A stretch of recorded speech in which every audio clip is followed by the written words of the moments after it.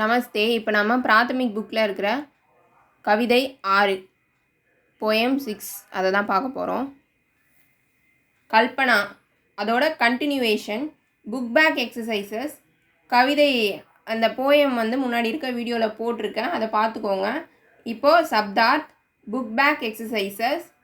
Bad, tree மரம்.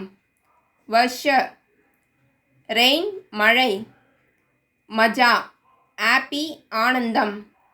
அச்சானக் by change திடீரென. பாந்த்னா to tie கட்டுதல். கிச்சட் கிளே மட் சேறு. தூப் சன்லைட் வெயில்.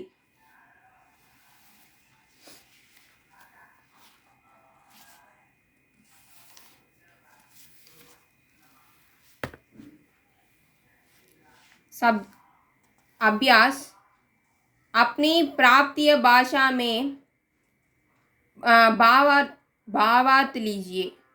நம்மளோட ஸ்பீக்கிங் லாங்குவேஜ், அதாவது நம்ம என்ன பேசுகிறோமோ அந்த மொழியில் எழுதலாம். தமிழ் ஆர் இங்கிலீஷ் எதில் வேணாலும் எழுதலாம். ஆனால் தமிழ் ஸ்டார்ட் பண்ணோம்னா தமிழ்லேயே தான் முடிக்கணும். மீனிங்ஸ் ஆகட்டும், டிரான்ஸ்லேஷன் எதுவாக இருந்தாலும். இங்கிலீஷ் நீங்கள் ஸ்டார்ட் பண்ணி எழுதுறீங்கன்னா இங்கிலீஷ்லேயே தான் எல்லாமே இருக்கணும். தமிழ் ஸ்டார்ட் பண்ணி எழுதுறீங்கன்னா தமிழ்லேயே தான் எல்லாமே இருக்கணும். ஜஹ கைபி தீப் ஜாத்தே, இது செகண்ட் பேராகிராஃப். இது இந்த போயமில் அதோட மீனிங் தான் இது. Context, this lines are taken from the poem Kalpana. இடம், இந்த வரிகள் கல்பனா என்ற கவிதையிலிருந்து அளிக்கப்பட்டுள்ளன. Meaning, in this poem the poet imagines that if the tree can move, how nice it would be. In the above lines, poet tells that if the trees can move, one can take rest immediately wherever there is hot sun. When there is rain, we can immediately take shelter under the tree.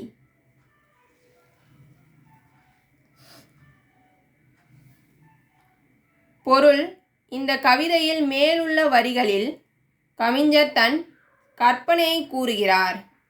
மரங்களால் நகர முடிந்தால் சூரிய வெப்பம் அதிகமாகும் போது உடனே மரத்தடியில் ஓய்வெடுக்கலாம்.